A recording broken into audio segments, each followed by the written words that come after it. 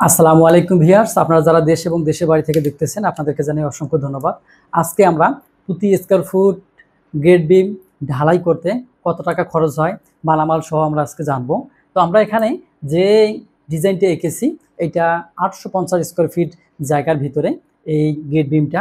তবে একটা জিনিস মনে রাখতে হবে যে যখনই আপনারা গেট বিম হিসাব করবেন তখন যেন সেটা রানিং ফিট হয়, কেননা এই গেট বিমগুলো যেহেতু এদিকে আমাদের 3টা গেছে, এদিকে আমাদের 4টা গেছে, এই 3টা এবং 4টা যোগ করে যে মালামাল হবে সেটা আমরা নির্ণয় করব। তবে আমরা এই এই জিনিসটা আমরা স্কোয়ার ফিটে নিয়ে আসবো, অর্থাৎ 850 স্কোয়ার ফিট আছে। আমরা যে খরচ আসবে সেই খরচটাকে আমরা 850 স্কোয়ার ফিট ভাগ দিলে আমাদের প্রতি স্কোয়ার ফিট কত টাকা আসে আমরা এটা বের করব। তো যাই হোক, আমরা প্রথমে দেখে নেই আমাদের এখানে যে বিল্ডিংটাতে কী কী রয়েছে। আমাদের এই বিল্ডিংটাতে 1 2 3 4 5 6 7 8 9 10 11 12 12টি কলাম রয়েছে। এই কলামগুলো আমরা এখানে দিব। এই কলামগুলো আমাদের এখানে হবে।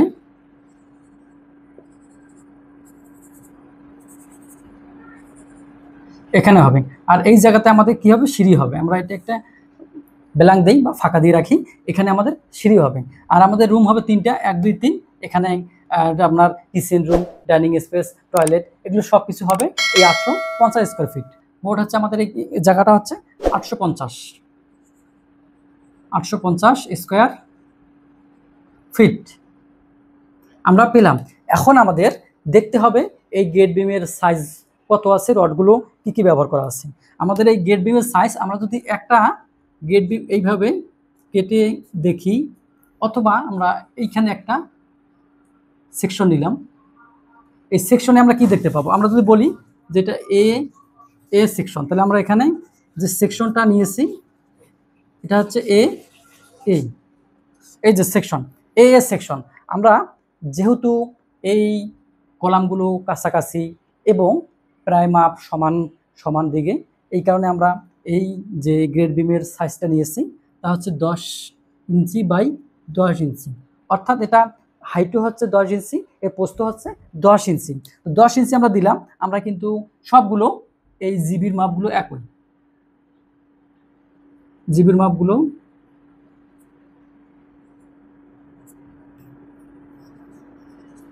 এগুলো হচ্ছে গ্রেড বিম, তবে যদি তফাৎ হয়, অনেক সময় দেখা যায় যে অনেকগুলো সেকশন থাকে, অনেকগুলো গ্রেড বিম থাকে, সেটা গ্রেড বিম 1 2 3 4 আলাদা আলাদা থাকে, আবার আলাদা আলাদা সাইজ থাকে। তো যাই হোক, আমরা এখানে যেহেতু 2 তলা ফাউন্ডেশন, আমরা বলে রাখি যে এটা হচ্ছে 2 তলা ফাউন্ডেশন।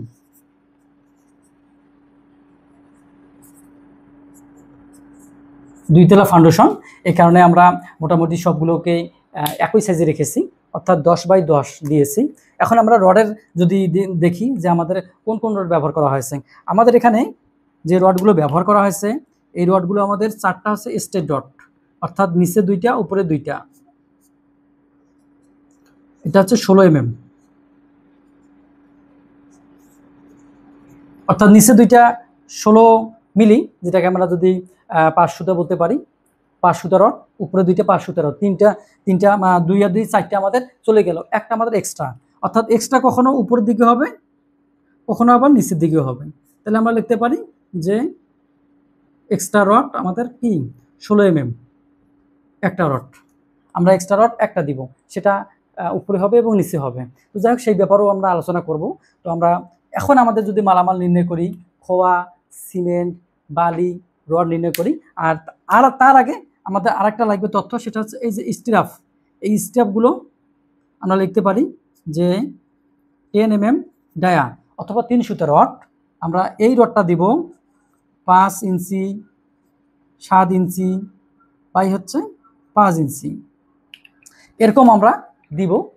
আমাদের এখান থেকে আমরা যদি এটা ধরি যে আমাদের 20 ফিট আছে বা 16 ফিট আছে, সেটাকে আমরা 3 দ্বারা ভাগ করব। তো আমাদের এখানে মোটামুটি আমরা এখানে এই রুমটা আমাদের 12 ফিট পাবো, 12 ফিট বাই 12 ফিট।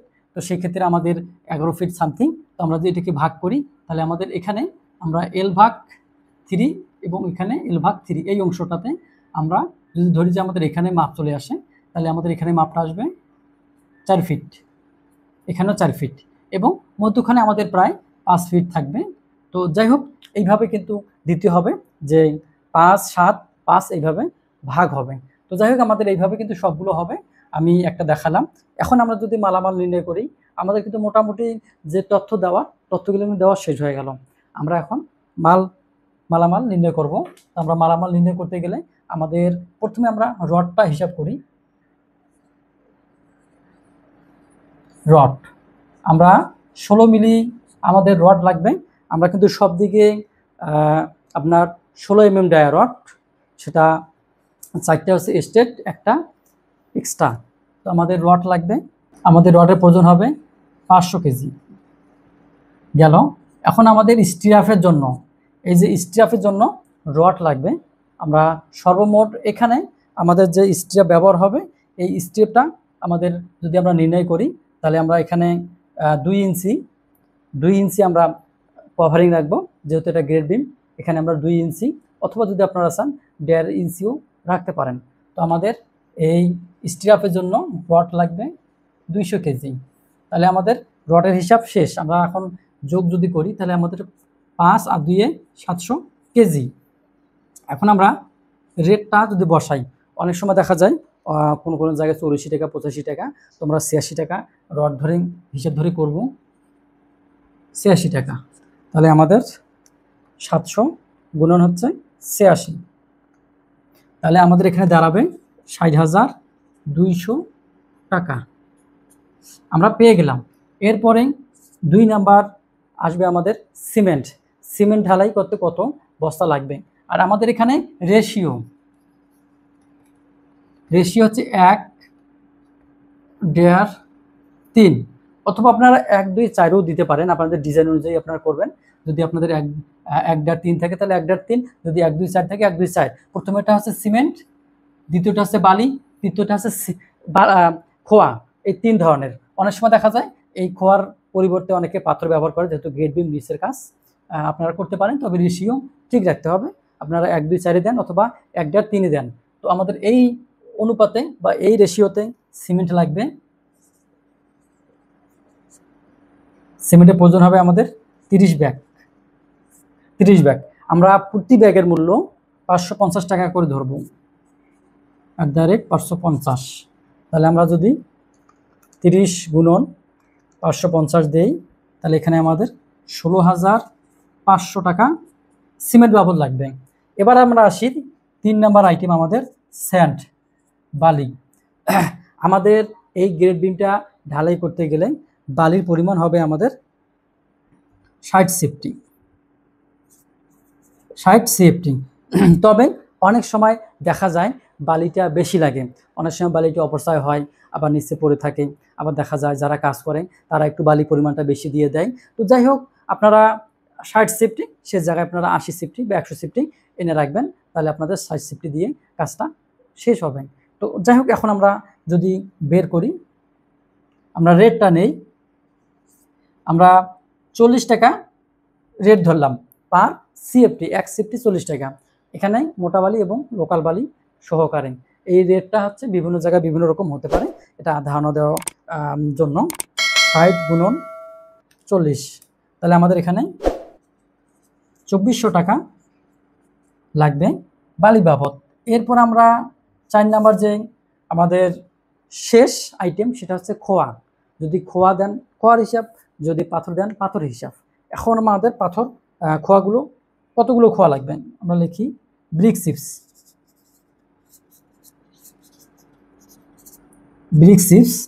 আমাদের এখানে ব্রিক চিপসের দরকার হবে 120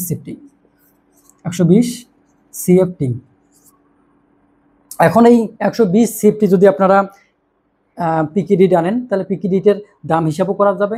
আবার যদি মনে করেন যে আমরা খোয়া দাম ধরবো, সেটাও ধরা যাবে। যদি আমি 120 গুণন যদি এটাকে আপনার ইটে নিয়ে আসি, প্রায় 1100 ইট লাগবে। আর 1100 ইট যদি আপনার ভাঙ্গা কেরিং নিয়ে আসা পর্যন্ত 15 টাকা ধরেন, তাহলে আমাদের 16,200 টাকা আসে। আমরা যদি 120 টাকা করে ধরে কত হয় দেখি, তাহলে আমরা ধরলাম 120 গুণন 120 টাকা ধরলাম, তাহলে এখানে 14,400 টাকা আমাদের খোয়া বাবদ আসে। তবে এই রেটটা 30ও হতে পারে, 100 হতে পারে। তো তো যাই হোক আপনাদের জায়গা অনুযায়ী।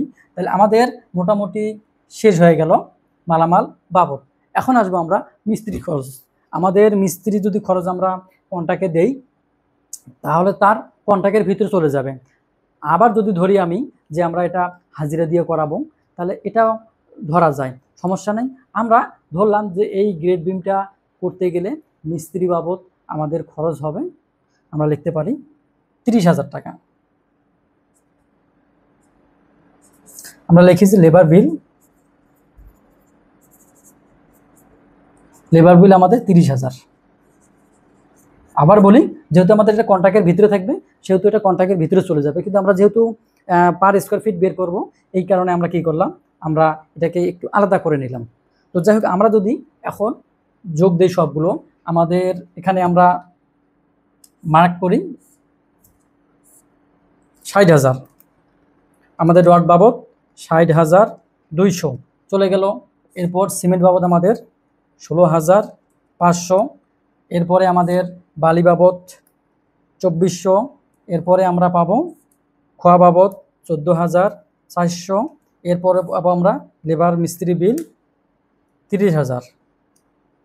তাহলে আমাদের এখানে মোট যে খরচ সেটা দাঁড়ায় 1,23,500 টাকা, 1,23,500 টাকা।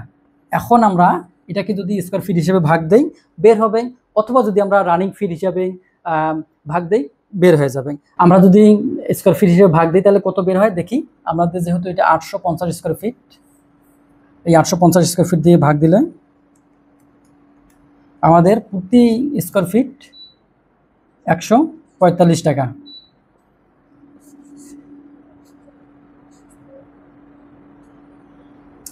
আমাদের প্রতি স্কোয়ার ফিট 145 টাকা এখানে বের হয়েছে।